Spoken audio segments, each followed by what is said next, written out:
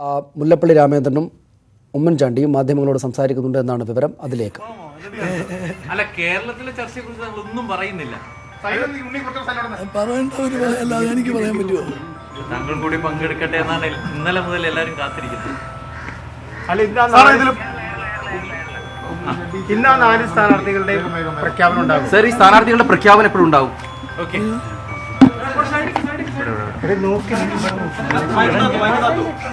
ഇന്ന് വൈകുന്നേരത്തോടുകൂടി പ്രഖ്യാപനമുണ്ടാകുമെന്ന പ്രതീക്ഷയാണ് ഞങ്ങൾക്കെല്ലാം തന്നെ ഉള്ളത്. ധാരണയായോ സാറേ? ധാരണയായോ? ധാരണയുടെ പ്രശ്നമൊന്നുമില്ലല്ലോ. അങ്ങനെ ഒരു ഉണ്ടാകാൻ എന്തെങ്കിലും സീരിയസ് ആയ വല്ല പ്രശ്നം വേണ്ട. ഞാൻ പറഞ്ഞു കഴിഞ്ഞതല്ലേ ഇന്നലെ. വളരെ വിശദമായിട്ട് ഇന്നലെ പറഞ്ഞു കഴിഞ്ഞാണല്ലോ. പിന്നെ അതിനെക്കുറിച്ച് എന്ത് സംസാരിക്കുന്നത്? സർ, എല്ലാ ചർച്ചകളും പൂർത്തിയായോ? ഇനി ഹൈക്കമാൻഡിന്റെ തീരുമാനം മാത്രം മതിയോ? ഹൈക്കമാൻഡ് ഞങ്ങൾ അന്ന് തന്നെ വിട്ടല്ലോ. 4 സീറ്റ് ഹൈക്കമാൻഡ് വിട്ടു എന്ന് പറഞ്ഞില്ലേ? ആ തീരുമാനം ഇന്ന് അനൗൺസ് ചെയ്യും കേട്ടോ. ഞാൻ പറഞ്ഞല്ലോ അല്ല, പറഞ്ഞത് 4 സീറ്റിന്റെ കാര്യം പറഞ്ഞു കഴിഞ്ഞല്ലോ. എം ഉണ്ണികൃഷ്ണൻ കൂടി അവിടെ നിന്ന് വിവരങ്ങളുമായി ചേരും. ഉമ്മൻചാണ്ടി ഒന്നും സംസാരിക്കാൻ തയ്യാറായിട്ടില്ല എന്നാണ് മനസ്സിലാക്കുന്നത്. ഒന്നും ഇത് കേരളത്തിലെ കാര്യങ്ങളുമായി ബന്ധപ്പെട്ടുള്ള ചോദ്യങ്ങൾക്ക് ഒന്നിനോടും അദ്ദേഹം പ്രതികരിച്ചില്ല, ഒരു തരത്തിലും പ്രതികരിച്ചില്ല.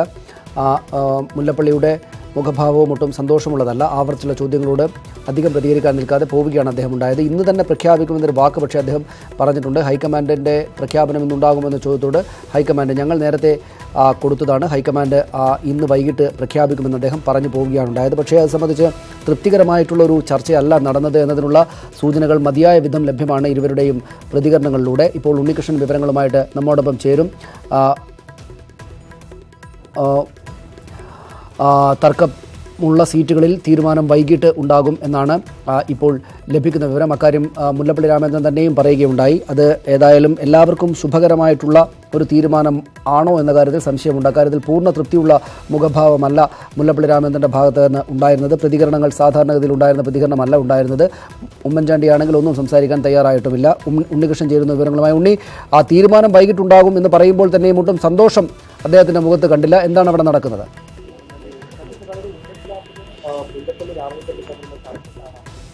ഉമ്മൻചാണ്ടിയും മുല്ലപ്പള്ളി രാമചന്ദ്രനും തമ്മിലുള്ള ചർച്ചകളാണ് അവസാനിച്ചിരിക്കുന്നത്. ആ ചർച്ചകൾക്ക് ശേഷം ഇരു നേതാക്കളും സംസാരിച്ചെങ്കിലും അവർ പറഞ്ഞിരിക്കുന്നത് തീരുമാനം ഹൈക്കമാൻഡ് കൈക്കൊള്ളും. ഈ 4 സീറ്റുകളിലും തീരുമാനം ഹൈക്കമാൻഡിന് വിട്ടിട്ടുണ്ട്. ഹൈക്കമാൻഡിന്റെ ഭാഗത്തു നിന്നും തീരുമാനമുണ്ടാകും.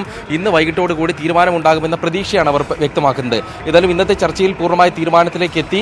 ആ പേരുകൾ ഹൈക്കമാൻഡിന് വിടുകയാണോ എന്ന കാര്യം വ്യക്തമല്ല. നമുക്കിപ്പോൾ ദൃശ്യങ്ങളിൽ കാണാം. ഈ കൂടിക്കാഴ്ചയ്ക്ക് ശേഷം ഉമ്മൻചാണ്ടിയും മുല്ലപ്പള്ളിയും ഒരു വാഹനത്തിൽ തന്നെ AICCയിലേക്ക് പോവുകയാണ്. AICCയിൽ പോയതിനു ശേഷം AICCയിൽ അവിടെയുള്ള കേരളത്തിന്റെ ചുമതലയുള്ള മുകുൾ വാസ്നിക് അടക്കമുള്ളവരുമായി ചർച്ച നടത്താനുള്ള സാധ്യതയുമുണ്ട്. ഉമ്മൻചാണ്ടി മാധ്യമപ്രവർത്തകരെ കണ്ടപ്പോൾ ആവർത്തിച്ച് പറഞ്ഞത് താൻ ആന്ധ്രാപ്രദേശുമായി ബന്ധപ്പെട്ട ചർച്ചകൾക്കായാണ് എത്തിയത് എന്നുള്ളതാണ്. അതേസമയം മുല്ലപ്പള്ളി പറയുന്നു ഈ പേരുകളിൽ തീരുമാനം ഹൈക്കമാൻഡ് തന്നെ കൈക്കൊള്ളും.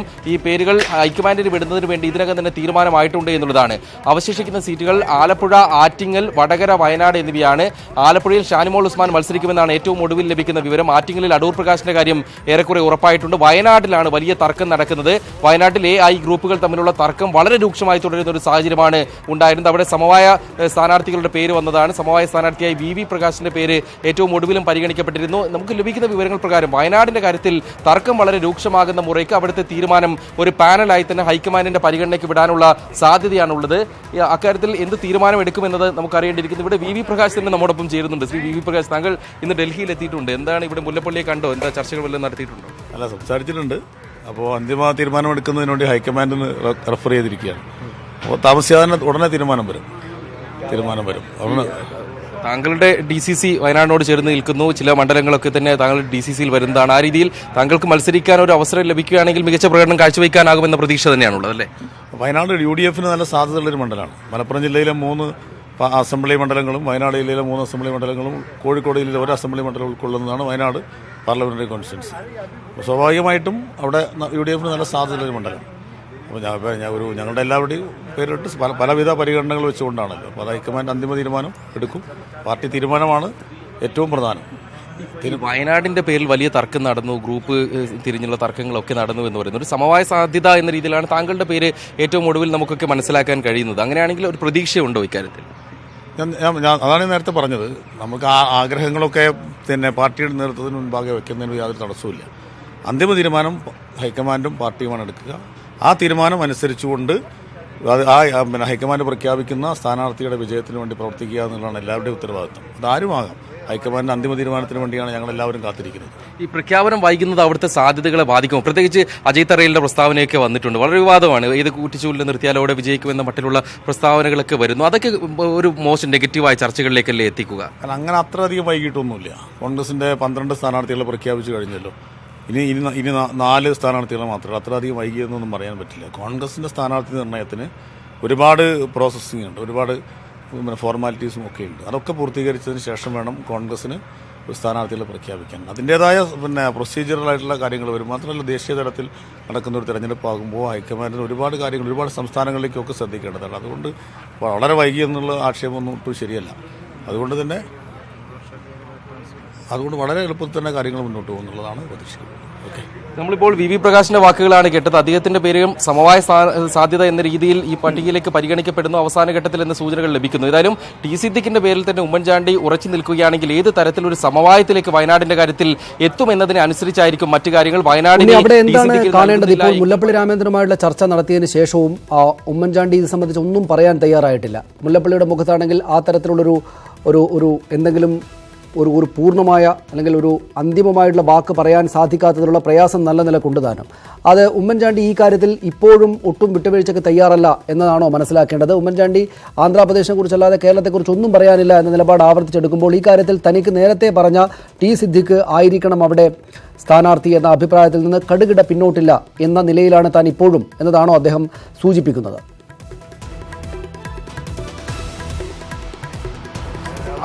അങ്ങനെയും നമുക്ക് മനസ്സിലാക്കാം. കാരണം ഉമ്മൻചാണ്ടി ഇന്നലെയും ഇന്നുമായി ആവർത്തിച്ച് പറയുന്നത് തന്റെ ഡൽഹി സന്ദർശനം യാതൊരു കാരണവശാലും കേരള വിഷയത്തിലുള്ള ചർച്ചയ്ക്കല്ല, താൻ ഡൽഹിക്ക് വരുന്നത് ആന്ധ്ര വിഷയം ചർച്ച ചെയ്യാനുള്ളതെന്ന് അദ്ദേഹം ആവർത്തിക്കുന്നതിലൂടെ ഒരുപക്ഷെ കേരള വിഷയത്തിലുള്ള തന്റെ നിലപാട് നേരത്തെ പറഞ്ഞതാണ്. അതിൽ യാതൊരു മാറ്റവുമില്ല എന്നൊരു സൂചന കൂടി ആയിരിക്കാം അദ്ദേഹം നൽകുന്നത്. അദ്ദേഹം കേരളത്തെ പറ്റി ഇപ്പോഴും ഒന്നും പറഞ്ഞിട്ടില്ല. താൻ ആന്ധ്രയുടെ ചർച്ചകൾക്ക് വേണ്ടി വന്നു എന്നാണ്.